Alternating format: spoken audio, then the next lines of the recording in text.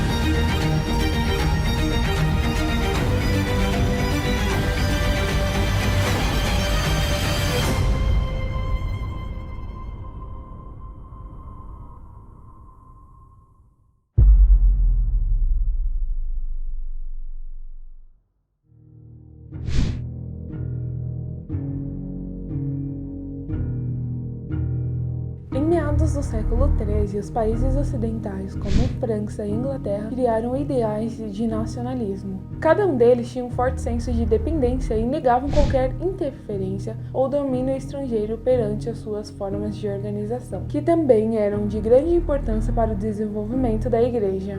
O clero passou a exercer de uma autoridade excessiva perante os reinos. Suas atitudes eram imorais, sujas e utilizavam seus cargos para gerar mais riquezas e simonia, que é o ato de vender favores em nome da igreja. Toda essa extorsão e violência dos bispos geraram um escândalo notório entre os séculos XIV e XV. Essas atitudes se aprofundaram cada vez mais, até que a Europa explodiu de indignação e ódio contra esses falsos representantes de Deus. Todo esse ódio destilado influenciou na degradação da religião, da qual não mantinham o verdadeiro ensino do cristianismo e pregavam a substituição do evangelho por ritos e idolatria. As igrejas não eram mais cuidadas, os fiéis não ouviam mais sermões e as pessoas não eram ajudadas. Tudo pela negligência e egoísmo do clero.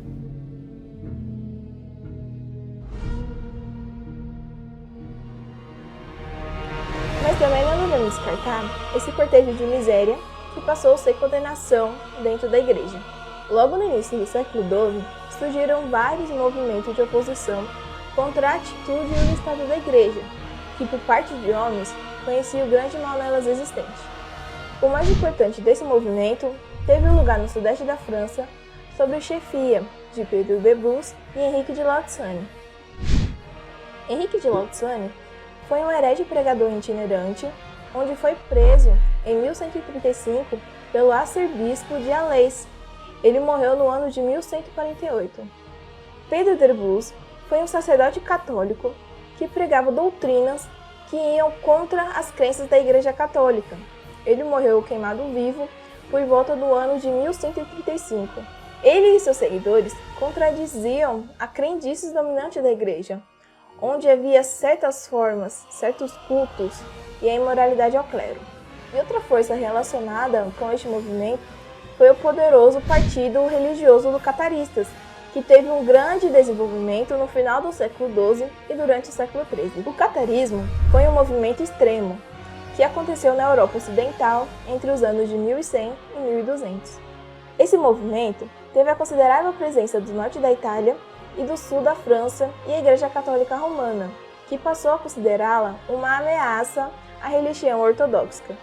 Por isso, eles julgavam que o caminho para a santidade era fugir do poder da carne, negando seus desejos ou fugindo deles por meio da perdição de suas vidas. Embora não fossem cristãos de verdade, eles apresentavam um desejo generalizado de uma religião, melhor do que aquela que a Igreja Papal oferecia.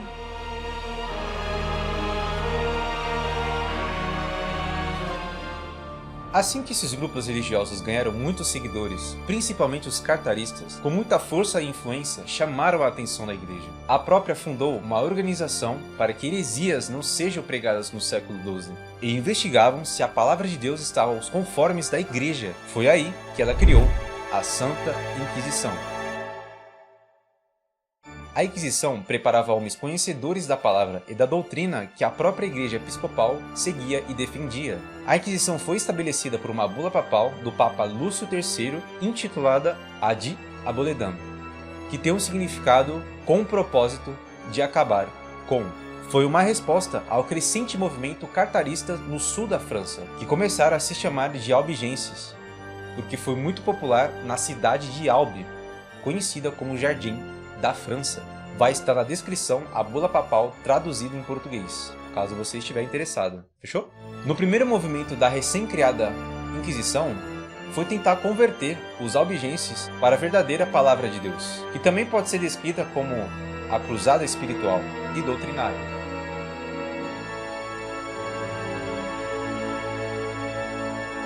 Mas os albigenses defenderam a sua seita e permaneceu do jeito que estava.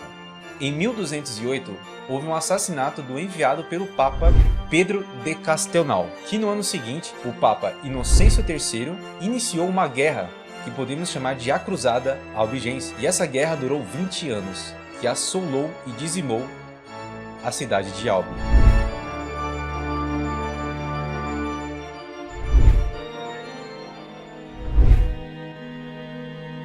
Movido pelo ensino do capítulo 10 do Evangelho de Mateus, Pedro Valdo começou a repartir de seu dinheiro e de seu conhecimento. Nascido em 1140, Pedro Valdo foi um rico comerciante da cidade de Lyon, mas não demorou muito até que ele fosse considerado o inimigo da Igreja Católica da época, e ele foi perseguido pela Inquisição. Os valdenses se tornaram muito populares, e apesar de serem perseguidos pela Inquisição, eles não se deixaram abalar, e eram conhecidos pela sua simples fé e por manter partes traduzidas da Bíblia, o que para a época ainda era raro. A popularidade dos valdenses gerou diversos outros grupos, como por exemplo, os dissidentes. Semelhante aos valdenses, os dissidentes, auto-intitulado Irmãos, eram conhecidos por sua bondade e pureza, pouco comum para a época. Apesar de sua fé cristã ser muito simples, eles não tinham nada relacionado à igreja ou clero da época. Seus cultos eram abertos e realizados na língua comum. Eles também tinham versões traduzidas da Bíblia. Essa sociedade se espalhou rapidamente pela Europa, realizando trabalhos em conjunto. E como os valdenses, eles também realizavam trabalhos missionários pela Europa. Porém, por causa da Inquisição, eles faziam isso secretamente. Entretanto, a igreja não aprendeu nada com essas ondas de protesto, e sua resposta foi a Inquisição. Essa atitude era uma profecia de sua própria condenação, como podemos ver em 2 Pedro 2:1. No passado, surgiram falsos profetas no meio do povo, como também surgirão entre vocês falsos mestres. Estes introduzirão secretamente heresias destruidoras, chegando a negar o soberano que os resgatou, trazendo sobre si mesmos repentina destruição. 2 Pedro 2:1.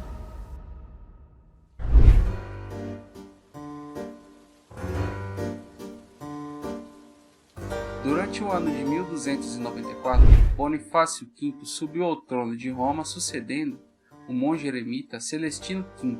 Considerando o último a exceder a plenitude do poder, o propósito de Bonifácio era ser o governador supremo da Europa, tanto temporal como espiritual. Ele queria ser o governador e papa. Porém, quando tentou concretizar suas ideias, confrontou dois reis poderosos, Eduardo I da Inglaterra e Felipe da França. Esses monarcas conseguiram afastar o papa de seus países por conta do poder que exerciam. A disputa continuava em torno da questão: é a igreja ou a nação que deve governar o território nacional? Bonifácio continuou defendendo a supremacia e confrontou novamente Felipe, ameaçando depô-lo do trono. A resposta de Felipe foi prendê-lo, e o papa ficou preso por pouco tempo, mas logo após morreu de desgosto ou vergonha, em 1303. Neste momento não havia ninguém defendendo o papa, e foi delegada uma comunhão nacionalista entre as nações opostas. Após isso, em 1309, a França possuiu o poder do papado. Esse poder durou por 68 anos, mas foi o suficiente para mudar o pensamento da Europa.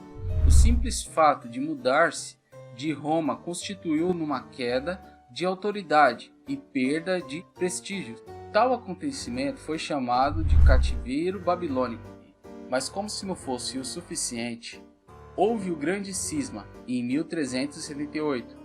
Forçado pela exigência da opinião pública, foram eleitos dois papas, um para a França e outro para Roma. Alguns reconheciam o de Roma, outros o da França. Uma grande discórdia que dominava a igreja da época, o que obrigou os papas a convocarem um concílio geral, o Concílio de Pisa. O Concílio de Constância, que elegeu Martinho V como papa e renunciou os outros. Martinho V foi reconhecido por toda a igreja e considerado um dos mais respeitosos e bons administradores de todo o papado.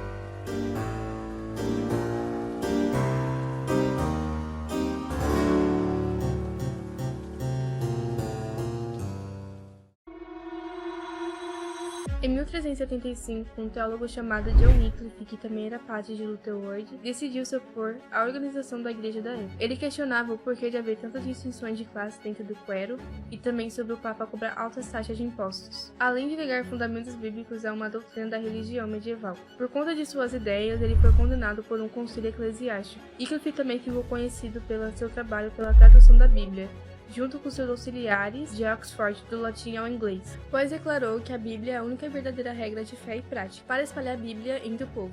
Criou a Ordem dos Sacerdotes Pobres, antes conhecidos como Lollards, em Oxford.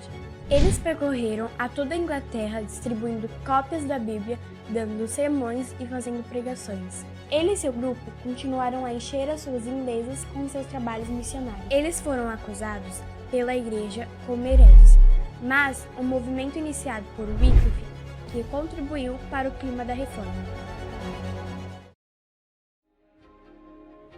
Inspirado por Wycliffe, John Huss foi um homem culto de grande influência na Universidade de Praga. Ele era sacerdote e foi escolhido para um lugar de destaque. Um grande pregador da cidade de Boema, o porta-voz dos anseios políticos e religiosos. Então expressou com vigor o que aquele povo necessitava, a favor dos direitos e contra as atitudes imorais do clero, e tornou-se um poderoso líder nacional. Ele usava os livros de Wycliffe para gerar ensinamentos, mas era considerado doutrinas hereges perante a igreja, porém defendeu seus direitos de pregar a verdade de Cristo conforme sentia e entendia. Esse intervalo escreveu o livro Lei de Cristo, de qual era a guia para a igreja, que dizia que o Papa só poderia ser obedecido se coincidisse com a lei divina. Huss foi julgado por falsas acusações inconstantes, negou renunciar seus princípios e assim foi condenado à morte. Por essa causa, os boêmios se levantou pela independência. O imperador alemão foi deposto e a Alemanha foi devastada. Pois isso, surgiram os Irmãos Boêmios, uma organização religiosa que não pertencia à igreja e animou a Alemanha com ensinamentos evangélicos.